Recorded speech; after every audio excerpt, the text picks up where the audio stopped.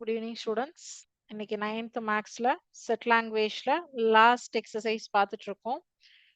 1.6 இல்லையா? ஸோ லெசனுக்கு போறதுக்கு முன்னாடி லாஸ்ட் கிளாஸ் நம்ம என்ன பார்த்தோம்? ஜென்ரல் இன்ஃபர்மேஷன்ல சயின்ஸ் ரிலேட்டடா ஒரு இன்ஃபர்மேஷன் பார்த்தோம் லாஸ்ட் கிளாஸ்ல இல்லையா? அதாவது ஸ்கூல்ஸ்ல பள்ளியில் அன்றாட வாழ்க்கையில் பள்ளியில் அறிவியலின் பயன்பாடு நம்ம என்ன யூஸ் பண்றோம் அப்படிங்கறது பார்த்தோம் இல்லையா? சோ இன்னைக்கு கிளாஸ்ல வீட்ல நம்ம என்ன பண்றோம் அப்படிங்கறது பாக்குறோம். ஸ்கூல்ஸ்ல பார்த்தோம். இன்னைக்கு நம்ம வந்து என்ன பண்றோம், வீட்ல என்ன பண்றோம், அறிவியலுடைய பயன்பாடு நமக்கு காலையில எழுந்ததுல இருந்து நைட்டு தூங்க போறது வரைக்கும் வீடுகள்ல நம்ம என்ன உபயோகப்படுத்துறோம் அப்படிங்கறது பாக்குறோம். சோ மின்சாரம், கரண்ட், லைட் இல்ல அப்படின்னா இன்னைக்கு நம்மளால வந்து எந்த ஒரு விஷயமுமே பண்ண முடியாது.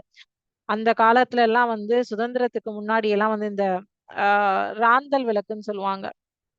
அந்த இதுல வந்து திரி இதெல்லாம் கெரசின் எல்லாம் ஊத்தி மண்ணெண்ணெய் எல்லாம் ஊத்தி அந்த விளக்க பத்த வச்சு அந்த விளக்கோட இல்லைன்னா நம்ம வீடுகள்ல இப்ப சுவாமிக்கு விளக்கேத்துறோம் இல்லையா, அந்த விளக்கு வெளிச்சத்துல மெழுகுவர்த்தி வெளிச்சத்துல இதுல எல்லாம் தான் படிச்சிருக்காங்க. இந்த லைட் அப்படிங்கிற கான்செப்டே வந்து அந்த அன்னைக்கெல்லாம் கிடையாது. இந்த கரண்ட் இன்னைக்கு வந்து கரண்ட் இல்லைன்னா நம்மளால என்ன பண்ண முடியல, ஒரு செகண்ட் உட்கார முடியாது. எலக்ட்ரிக் லேம்ப், எலக்ட்ரிக் சிக்னல் இதெல்லாமே என்ன பண்ணுது, மின் ஆற்றலை ஒளி அதாவது அந்த கரண்ட் தான் லைட் அண்ட் சவுண்ட் ரெண்டுத்துக்குமே உபயோகப்படுத்துது. ஸோ காலைல எந்திரிக்கிறதுல இருந்து லைட்டும் சவுண்டும் நமக்கு கம்பல்சரி தேவை. மின் ஆற்றலை ஒளி ஆற்றலாக மாற்றுகின்றன. வானொலியில் மின்னாற்றல், டிவி பாக்குறோமா, ரேடியோ எஃப்எம்லாம் கேக்குறோமா, அதுலயும் என்ன ஆகுறது, அந்த மின் படுகின்றது. துணி துவைக்கும் இயந்திரம், வாஷிங் மிஷின், எலக்ட்ரிக் மோட்டார், தண்ணி எல்லாம் வந்து கீழ இருந்து மேல ஏத்துறதுக்கு மோட்டார், வெட் கிரைண்டர் இதுல எல்லாமே வந்து மின் ஆற்றல் இயந்திர ஆற்றலாக வேலை செய்கிறது.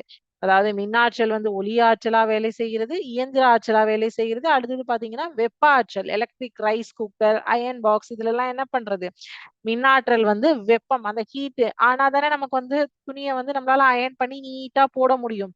அதே மாதிரி எலக்ட்ரிக் குக்கர்ல ரைஸ் வச்சோம்னா தான் சாப்பாடானது வேகும். இண்டக்ஷன் ஸ்டவ் இதெல்லாமே வந்து மின் ஆற்றல், மின்சாரமானது வெப்ப ஆற்றல் அடிப்படையில் அழிவின்மை ஆற்றல் அழிவின்மை விதியின் அடிப்படையில் செயல்படுகிறது. அதே மாதிரி ரெஃப்ரிஜிரேட்டர், ஃப்ரிட்ஜ் எல்லாம் இல்ல அப்படின்னா இன்னைக்கு நம்மளால இருக்க முடியுமா, முடியாது.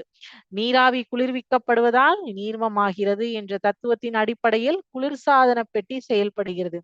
சோ மின்னாற்றல் மற்றும் மின்னாற்றல் ஒளியாற்றல், அதுக்கப்புறம் மின்னாற்றல் இயந்திர ஆற்றல், மின்னாற்றல் வெப்ப ஆற்றல் அது வந்து ஆற்றல் அழிவின்மை விதி, மற்றும் மின்னாற்றல் நீராவி குளிர்விக்கப்பட்டு நீர்மமாகிறது என்ற தத்துவத்தின் அடிப்படையில் குளிர்சாதன பெட்டி. சோ இதெல்லாமே வந்து சயின்ஸ்ல நம்ம ஒவ்வொரு கிளாஸ்லயா படிச்சுட்டு வரோம். ஒவ்வொரு விதியும் ஒவ்வொரு இதையுமே நம்ம வந்து கிளாஸ்ல படிக்கும் போது நமக்கு இது எல்லாமே இந்த இன்ஃபர்மேஷன்ஸ் எல்லாம் ஞாபகம் வரணும் அப்படிங்கிறதுக்காக தான் நம்ம இன்னைக்கு பார்த்தோம். ஓகேவா?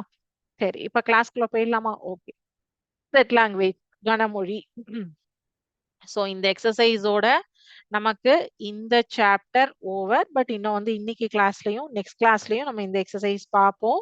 அப்பதான் நமக்கு ஃபுல் லெசன் கம்ப்ளீட் பண்ண முடியும். பிகாஸ் இந்த எக்ஸசைஸ்ல 10 கணக்கு இருக்கு. 3 கணக்கு லாஸ்ட் கிளாஸ்ல பார்த்திருக்கோம்.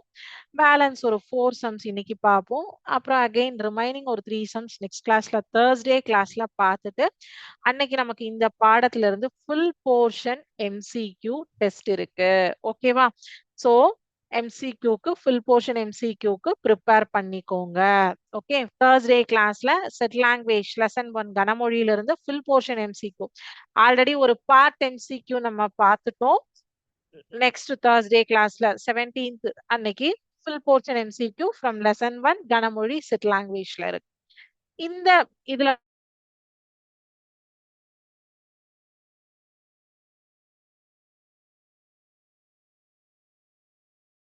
கணம்னா நன்கு வரையறுக்கப்பட்ட பொருள்களின் தொகுப்பே செட் அப்படின்னு சொல்லி சொல்றோம். சோ இந்த கணங்களின் வகைகள் என்ன, கணங்களின் செயல்பாடுகள் என்ன, இதனுடைய பண்புகள் என்ன, இதெல்லாம் தான் நம்ம லாஸ்ட் கிளாஸஸ்ல இதுவரைக்கும் நம்ம இந்த பாடத்துல படிச்சிருக்கோம். என்னென்ன படிச்சோம்? கணம் என்றால் என்ன, கணங்களின் வகைகள், கணங்களின் செயல்பாடுகள், அதாவது ஃபர்ஸ்ட் இன்ட்ரோடக்ஷன் பார்ட் பார்த்தோம். செட் அப்படின்னா அப்புறம் கணத்தை குறிப்பிடும் முறைகள், ரெப்ரசன்டேஷன் ஆஃப் செட். ஏன்னா இதோட இந்த பாடம் முடிகிறது. இதனுடைய கண்டினியூட்டி அடுத்த வருஷம் வரும். சோ அதனாலதான் இதை வந்து இப்பயும் சொல்றேன். ரெப்ரசன்டேஷன் ஆஃப் அ செட், கணத்தை குறிப்பிடும் முறைகள். நோட்டேஷன்ல கொடுத்திருந்தாங்கன்னா அந்த கணத்தை எப்படி விரிவாக்கணும். டைப்ஸ் ஆஃப் செட், கணங்களின் வகைகள். என்னென்ன வகைகள் இருக்கு? வெற்று கணம், ஓருறுப்பு கணம், இருறுப்பு கணம், தகு உட்கணம், தகா உட்கணம், இதெல்லாம் வந்து சமகணம், சமான கணம் எல்லாமே பார்த்தோம். அப்புறம் செட் ஆபரேஷன்ஸ், கணத்தின் செயல்பாடுகள், சேர்ப்பு பண்பு, வெட்டு பண்பு, அது செயல்பாடுகள். அப்புறம் ப்ராப்பர்ட்டிஸ் ஆஃப் செட் ஆபரேஷன், இதனுடைய ப்ராப்பர்ட்டிஸ் பார்த்தோம். அதுதான் வந்து பங்கீட்டு பண்பு, டிமார்கன் விதி, இந்த இதெல்லாமே வந்து காமுடேட்டிவ் ப்ராப்பர்ட்டி, அசோசியேட்டிவ் ப்ராப்பர்ட்டி எல்லாமே properties of the set operation. அப்புறம் டிமார்கன் விதியில நிரப்பிற்கான கணம் மற்றும் சேர்ப்பிற்கான கணம்னு சொல்லிட்டு டிமார்கன்ஸ்லாம் பார்த்தோம். இப்ப லாஸ்ட் பார்க்க போறதுதான் application on cardinality of set. இதுவும் நம்ம லாஸ்ட் கிளாஸ்ல ஸ்டார்ட் பண்ணியாச்சு. அப்ளிகேஷன் ஆன், சோ இதெல்லாம் வந்து இது வரைக்கும் பார்த்தது இந்த பாடத்துல டிமார்கன்ஸ் லா வரைக்கும். இப்ப லாஸ்ட் கிளாஸ் நம்ம ஸ்டார்ட் பண்ணி வச்சது application on cardinality of the set.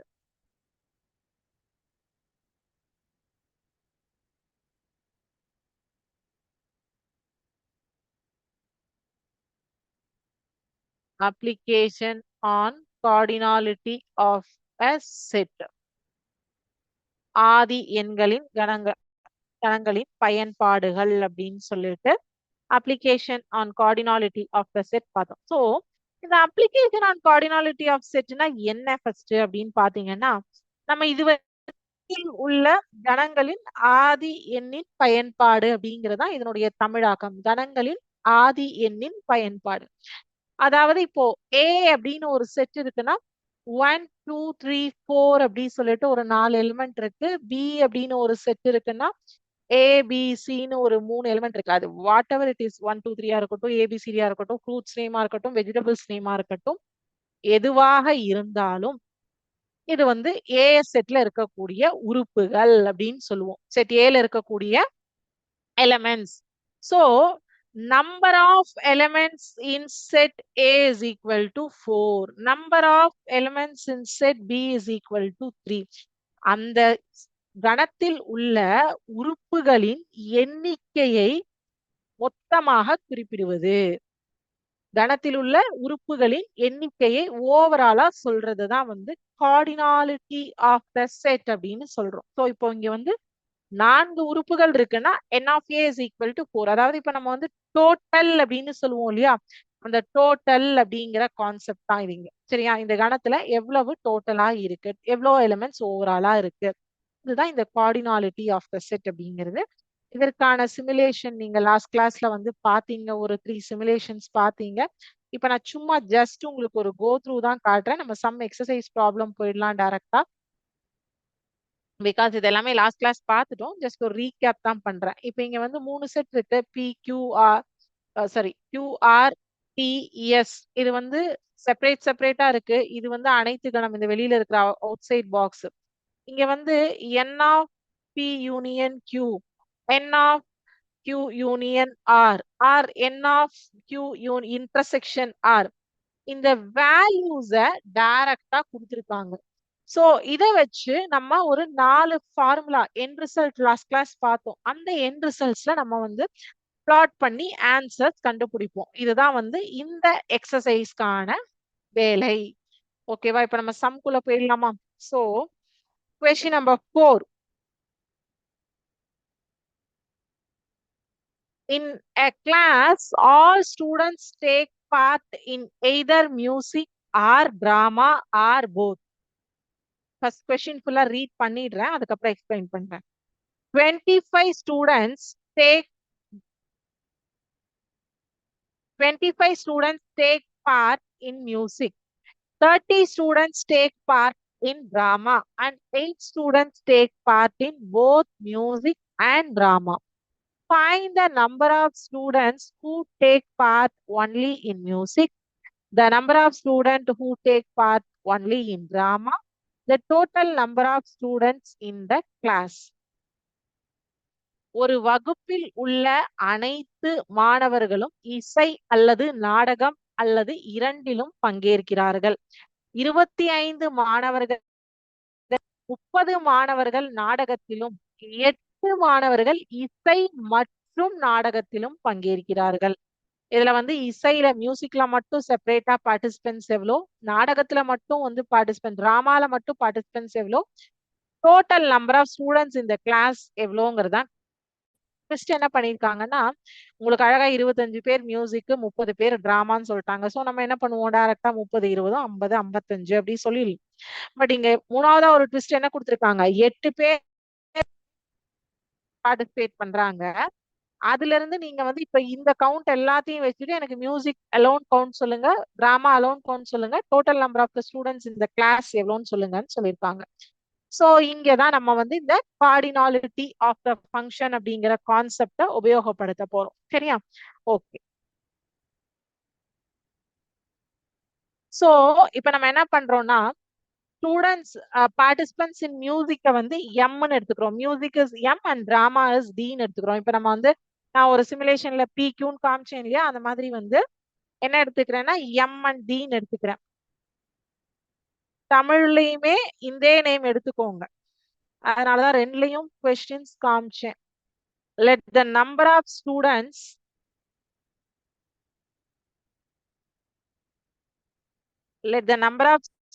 take part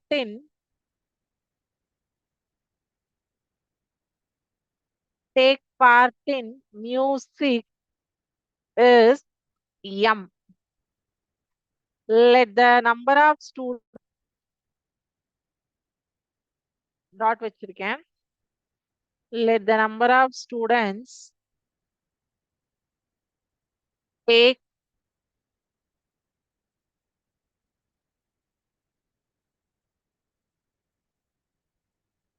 drama is B இல்லையா?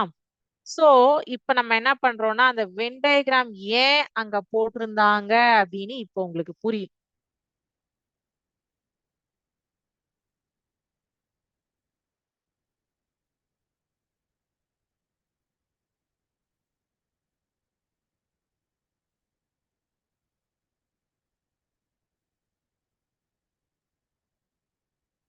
மியூசிக் ஓகேவா,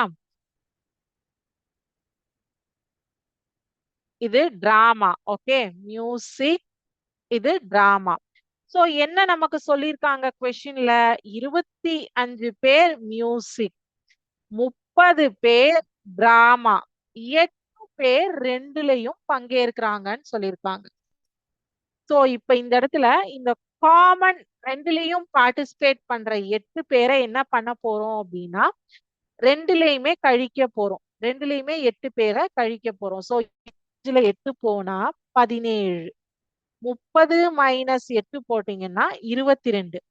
சோ அப்போ உங்களுக்கு வந்து இதுல இருந்து என்ன தெரியுதுன்னா, only music participants is 17 and only drama participants is 22. So இப்போ ஓவரால் டோட்டல் நம்பர் வேணுமா, இப்போ 17 கூட்டல் 8 கூட்டல் 22 அப்படின்னு போட்டீங்கன்னா 47. சோ இந்த மாதிரி வென் டயக்ராம்ல எதுக்கு அங்க பிக்யூஆர்எஸ் வேல்யூ கொடுத்திருந்தாங்க அப்படின்னு தெரிஞ்சுதா? The number of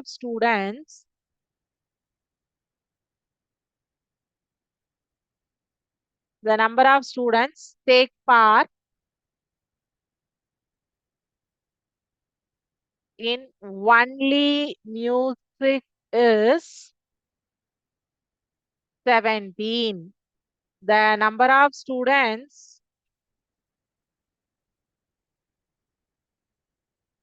take part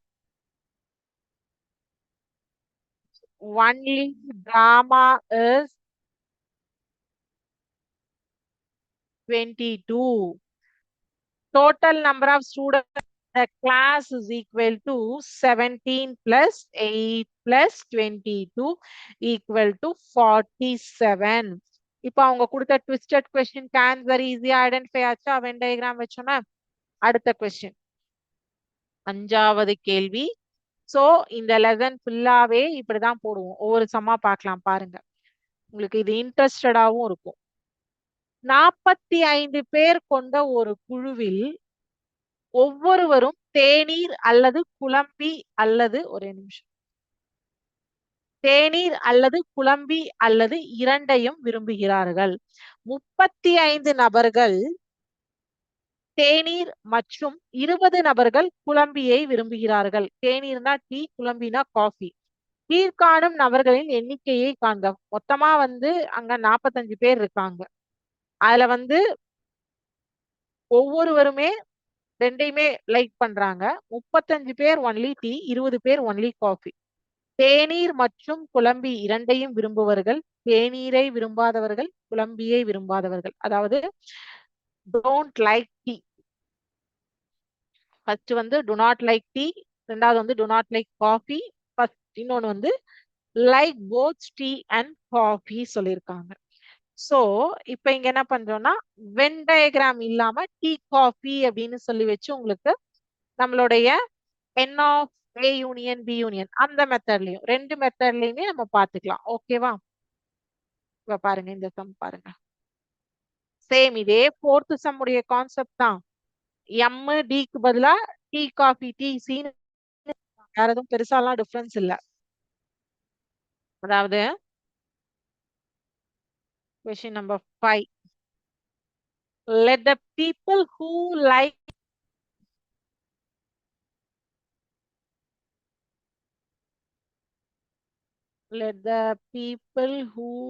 like tea be tea. Let the people who like coffee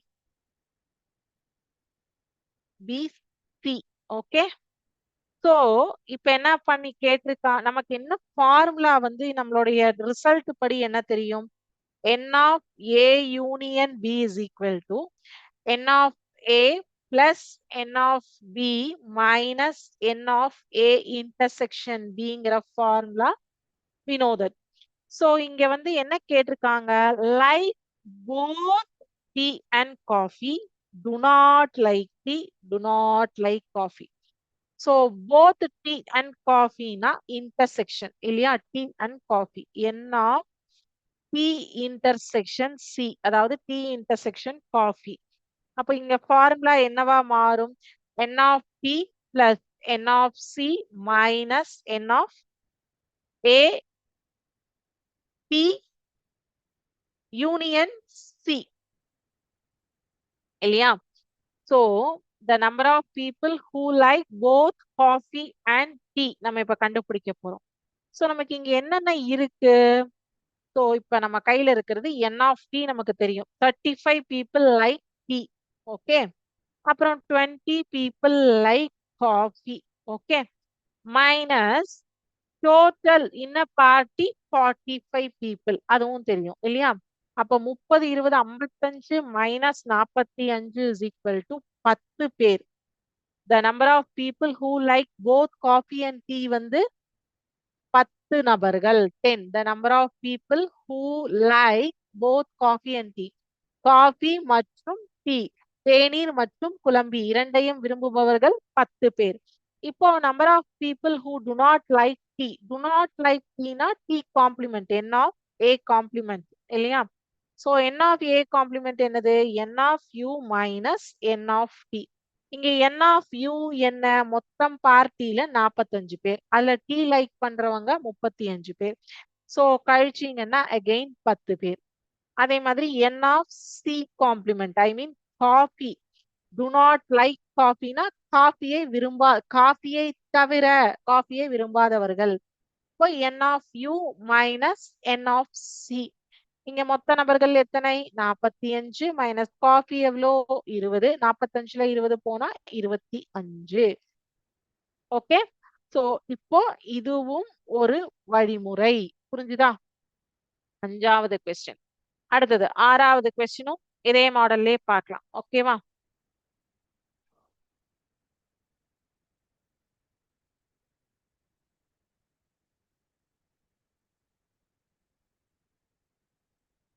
question number 6.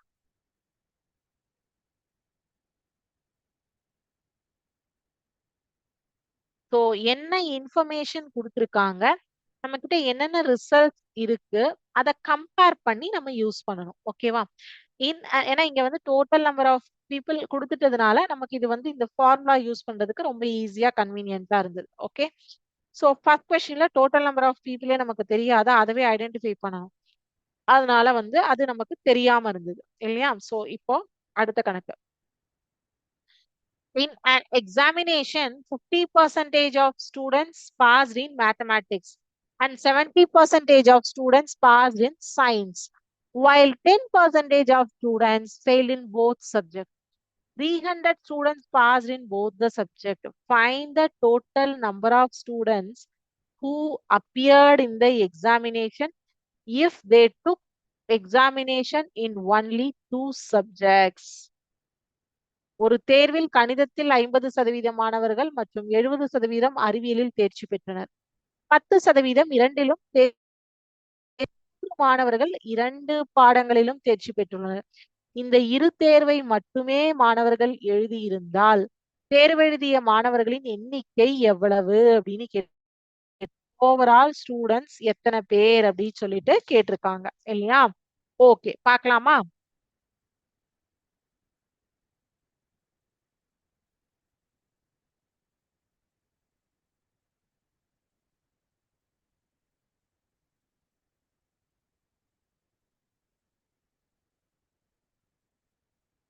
இதுனா அப்பப்பவே கேளுங்க, சேர்த்து வச்சுக்காதீங்க டவுட்ஸ. சோ இது கொஞ்சம் பெரிய கணக்கு, நான் டெலீட் பண்ணிட்டு தான் போட முடியும். போட போட காப்பி பண்ணிக்கோங்க. 6வது கணக்கு. Let the student who appeared in the examination வந்து 100% தான். பர்சன்டேஜ்ல எடுக்கும்போது எப்பவுமே 100 தான் எடுப்போம் பர்சன்டேஜ் கால்குலேஷன் இல்லையா? Let the students who appeared in the examination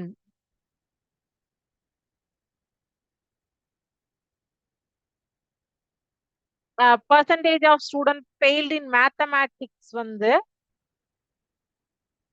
percentage of, நான் சிம்பிள்ல போட்டேன், students who failed in mathematics equal to m ன்னு எடுத்துக்கலாம். சயின்ஸ்ல ஃபெயில் ஆனவங்கள s ன்னு எடுத்துக்கலாம்.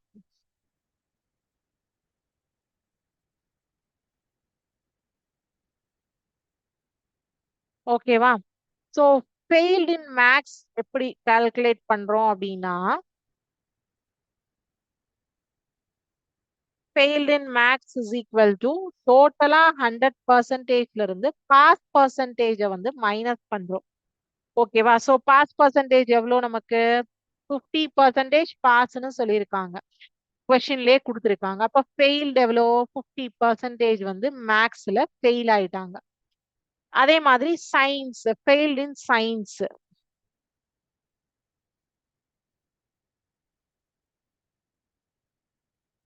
100 minus 70, அதாவது பாஸ் பர்சன்டேஜ். 70%னா 30% வந்து சயின்ஸ்லயும் ஃபெயில் ஆயிட்டாங்க இல்லையா? சோ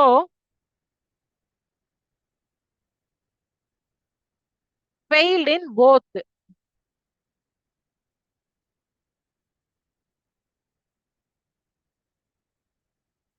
டென் பர்சன்டேஜ்னு கொடுத்துருக்காங்க. இப்போ என்ன கேட்டிருக்காங்க? எவ்வளோ find the total number of students who appeared in the examination if they took only 2 subject. இப்ப இது வந்து 30, 50, 10 தெரிஞ்சிருச்சா? இது வரைக்கும் காப்பி பண்ணிருப்பீங்கன்னு நினைக்கிறேன்.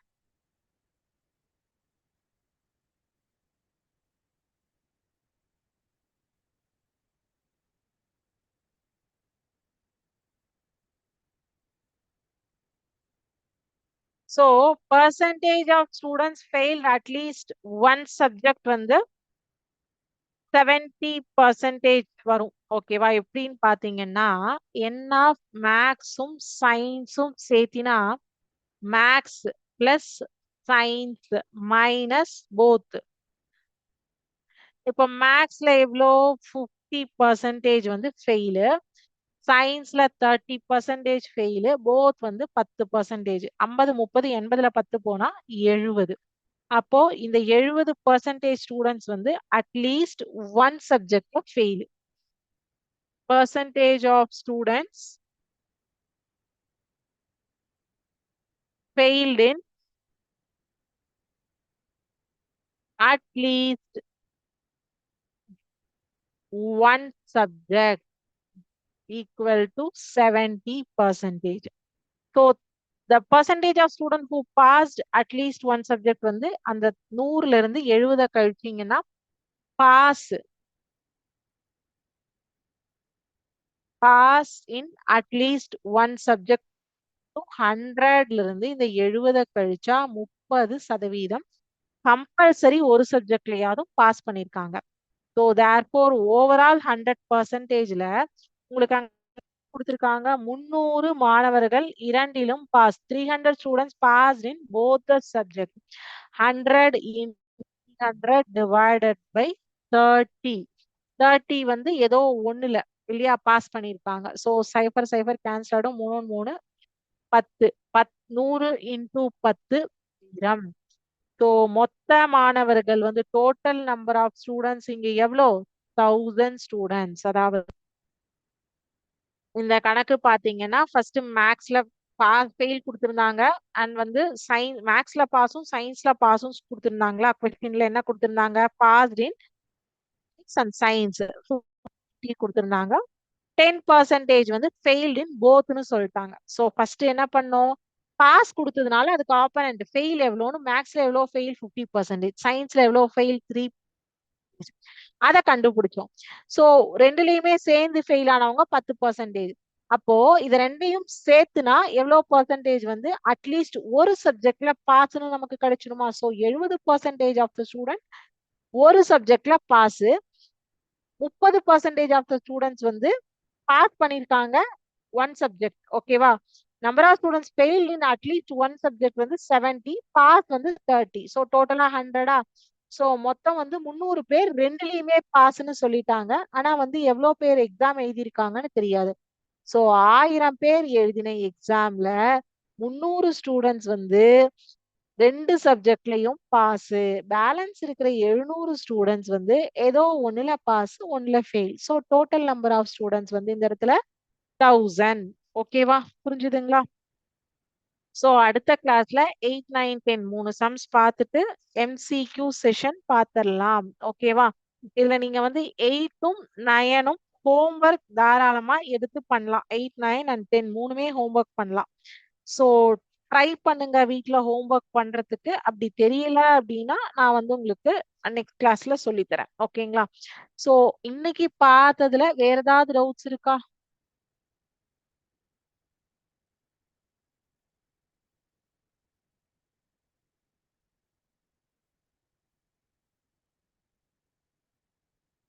டவுட்ஸ் எதுவும் இல்ல அப்படின்னா இதோட இன்னைக்கு கிளாஸ் முடிஞ்சுது. Thank you students. வாழ்க பாரதம், வெல்க தமிழகம்.